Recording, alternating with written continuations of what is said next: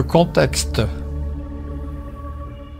Le concept d'arme nucléaire émergea dans les années 1930, à la suite de découvertes scientifiques concernant la structure de l'atome et la fission nucléaire.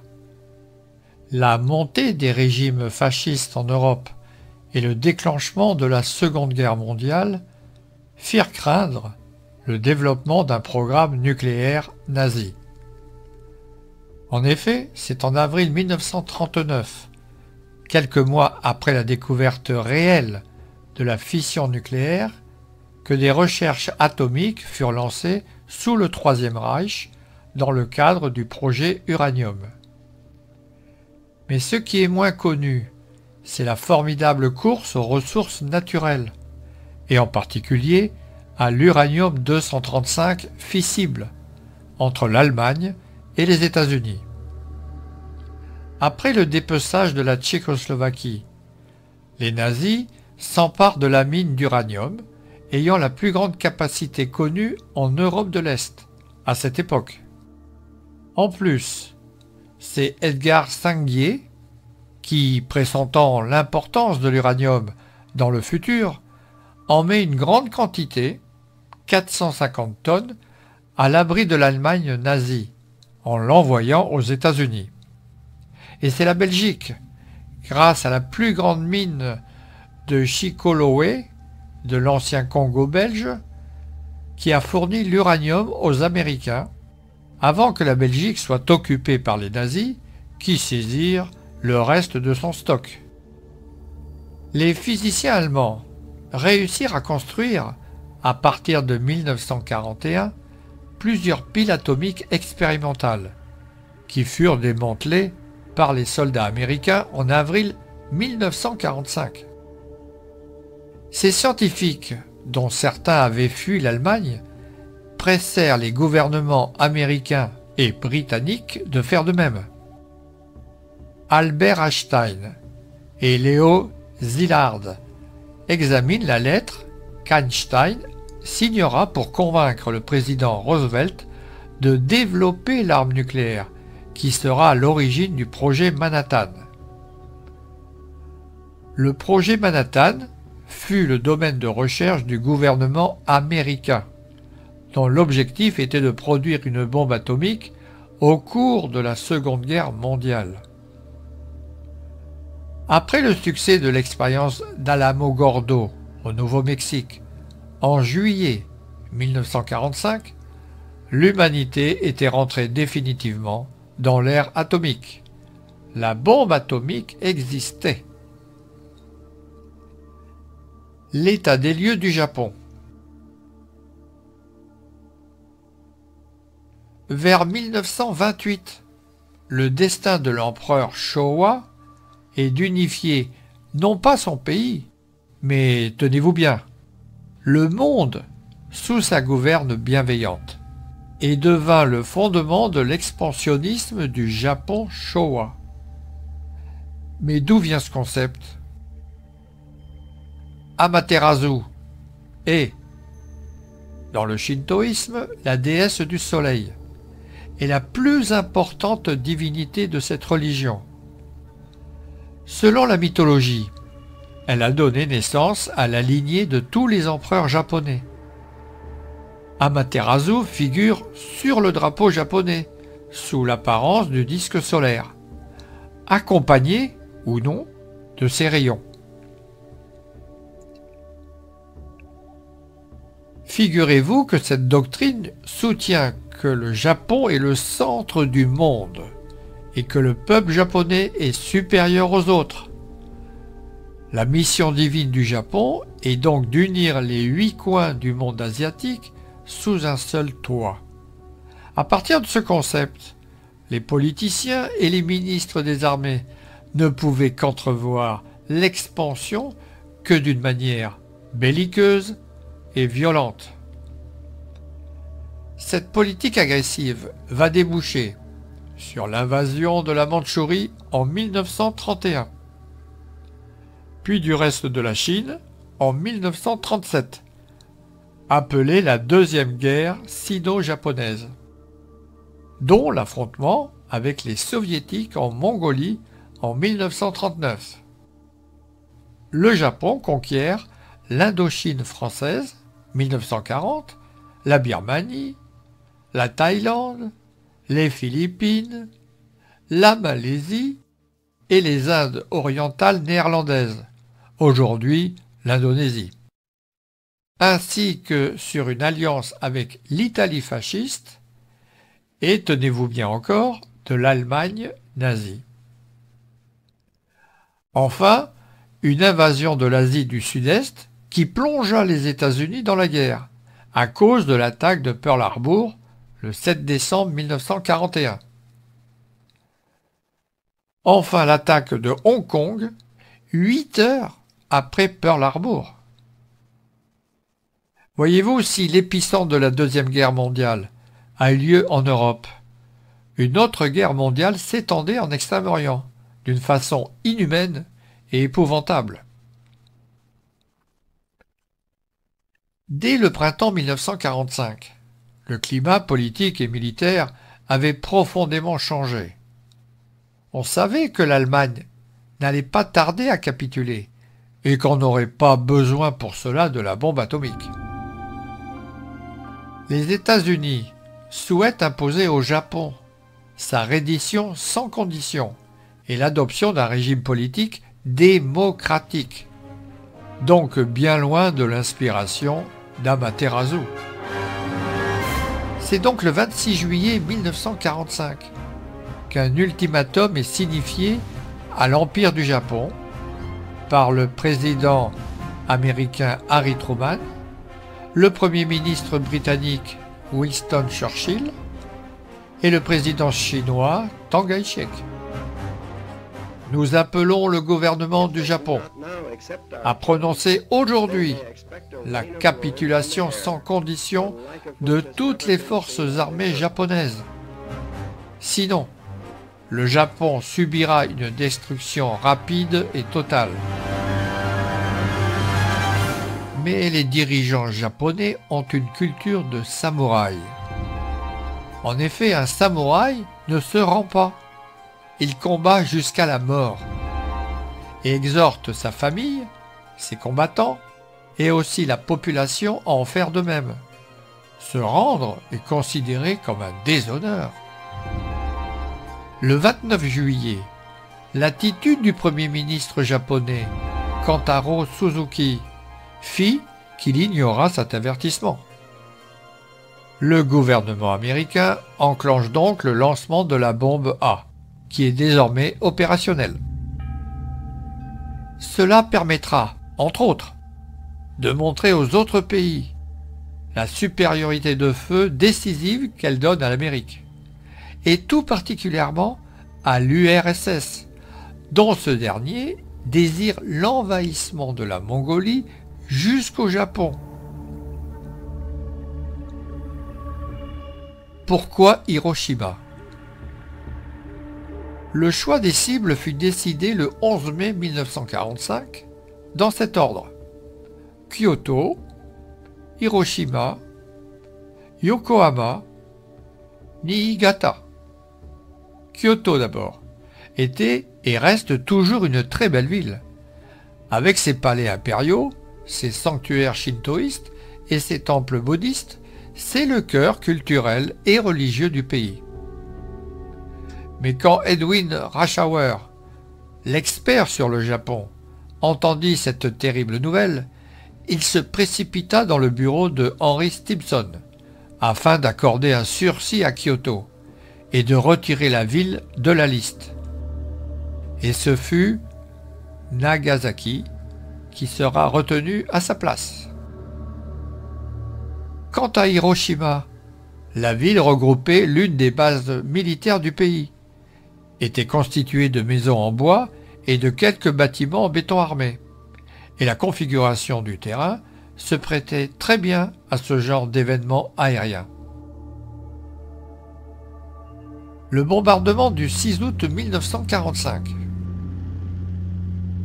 Plusieurs bombardiers B-29 partirent vers Nagasaki, mais la situation météo était mauvaise. Par contre, Le temps était dégagé au-dessus d'Hiroshima.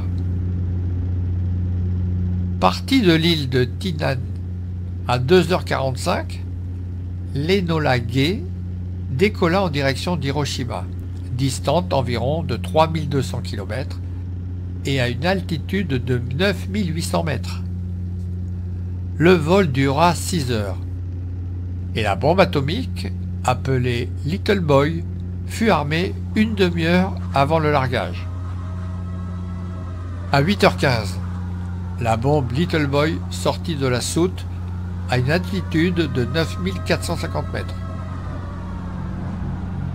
Le 6 août 1945, à 8h16 minutes, 2 secondes, après environ 43 secondes de chute libre, activée par les capteurs d'altitude et ses radars, elle explosa à 580 mètres au-dessus de la ville.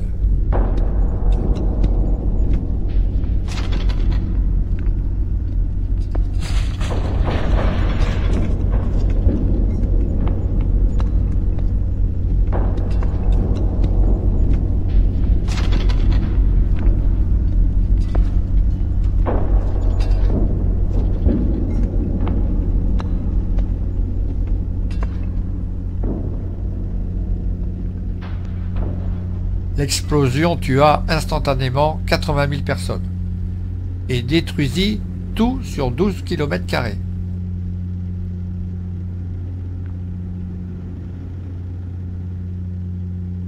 La bulle de gaz incandescente de plus de 400 mètres de diamètre provoqua un puissant rayonnement thermique. La chaleur s'éleva un bref instant à 4000 degrés. Les personnes exposées à cet éclair furent brûlées. L'onde de choc induit des vents de 300 à 700 km/h qui balayèrent les habitations. Le champignon atomique, aspirant la poussière et les débris, entamait son ascension de plusieurs kilomètres et commença à recracher ses poussières contaminées.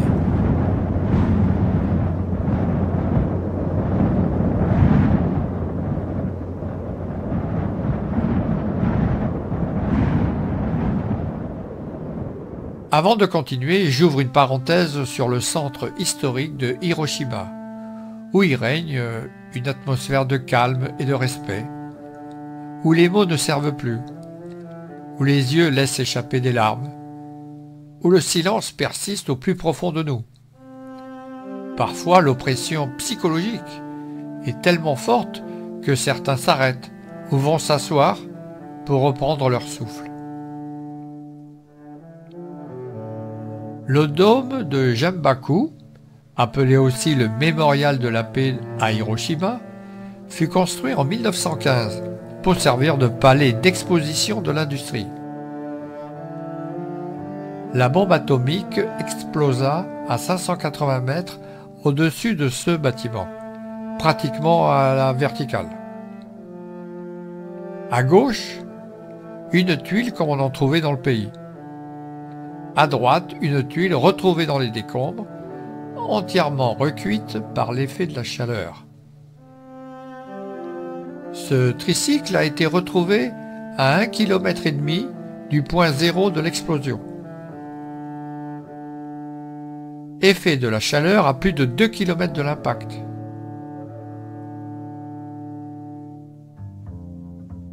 Et voici Yokito Fujii. Elle était assise dans une pièce, dos au mur nord. Elle a été exposée à la chaleur intense du flash venant de la droite. L'explosion a brisé les vitres et elle a été coupée par des fragments de verre qui ont traversé la pièce. Elle a réussi à s'échapper de dessous de la maison qui s'est effondrée juste avant que l'incendie ne se déclare. Directement brûlée par la chaleur intense, ses doigts de la main droite ont fusionné. Et voici Yokito, le 1er juillet 1955, à l'âge de 22 ans. Elle s'est mariée et elle a eu 2 enfants. Puis, vers la trentaine, elle a développé un cancer. Elle s'est brièvement rétablie. Après une opération, à l'hôpital des survivants de la bombe atomique d'Hiroshima. Mais le cancer s'est propagé, lui causant des troubles physiques. Elle est décédée en 1977, à l'âge de 42 ans.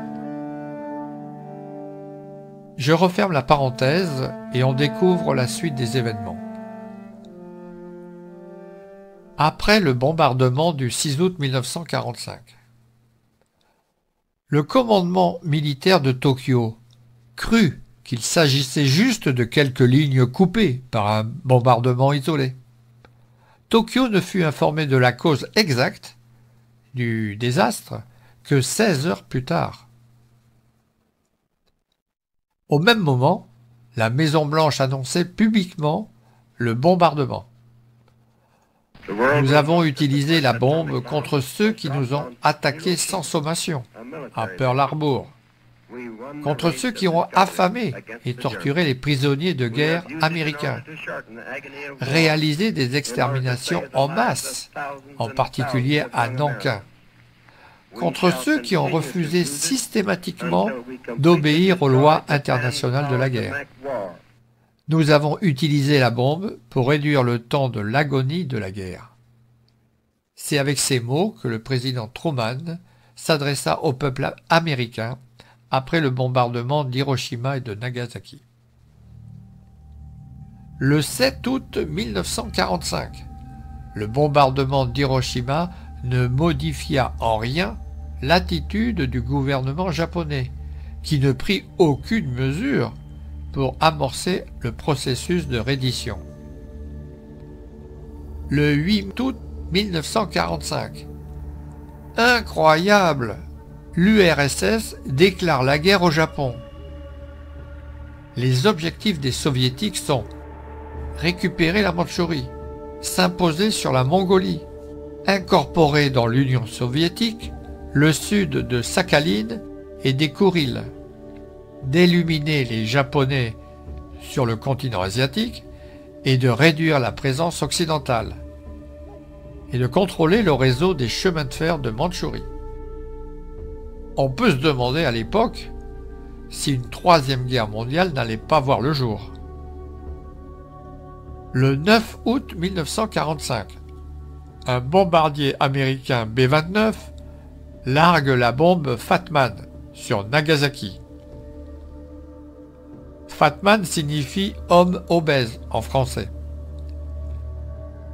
3,25 m de longueur pour un diamètre de 1,50 m, son poids est de 4 tonnes et demie. La détonation a eu lieu à 550 mètres au-dessus de la ville, tuant plus de 35 000 personnes. La capitulation du Japon. Après de multiples péripéties que je ne développerai pas ici, finalement, le 14 août, à la suite de ces bombardements, mais aussi de l'invasion soviétique de la Mandchourie, commencée le 8 août, que le Conseil impérial accepte la capitulation sans condition par l'empereur Hirohito. En fait, le gouvernement japonais souhaitait notamment éviter l'occupation de son territoire national par les soviétiques, ce qui aurait risqué de compromettre la survie du système impérial. Les actes de capitulation du Japon ont concrétisé la fin de la Seconde Guerre mondiale. C'est sur le pont de l'USS Missouri, le 2 septembre 1945, qu'a eu lieu la rencontre. Ces actes de capitulation furent signés par des représentants de l'Empire du Japon, des États-Unis, de la République de Chine, du Royaume-Uni, de l'Union des républiques socialistes soviétiques, de l'Australie, du Canada, du gouvernement provisoire de la République française, du Royaume des Pays-Bas et de la Nouvelle-Zélande. Je terminerai par préciser le caractère humaniste de Albert Einstein pour ôter toute confusion. Einstein n'a jamais participé au projet Manhattan pour la bombe atomique, que ce soit de près ou de loin. Lorsque les savants comprirent que la bombe serait lancée non sur l'Allemagne nazie, mais sur le Japon, Einstein insista sur le fait que je n'aurais jamais dû bouger le petit doigt et signer cette lettre pour le président Roosevelt.